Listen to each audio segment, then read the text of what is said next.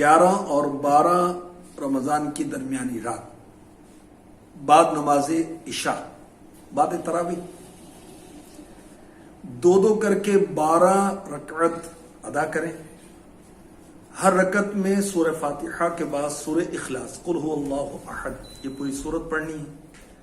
اور 12 رکعت جب پوری ہو جائیں تو 100 بار مکہ مدینے کے تاجدار صلی اللہ علیہ وسلم پر درود و سلام پڑھنا ہے. پھر 12 رکعت اور 100 درود کا ثواب بارگاہ رسالت میں نظر کرنا ہے اور پھر دعا کیجیے. پیارے آقا صلی اللہ علیہ وسلم کے وسیلے سے ہو سکے تو رو کم از کم 12 منٹ اپنے لیے، بہن بیٹی کے لیے، بھائی بیٹے کے لیے.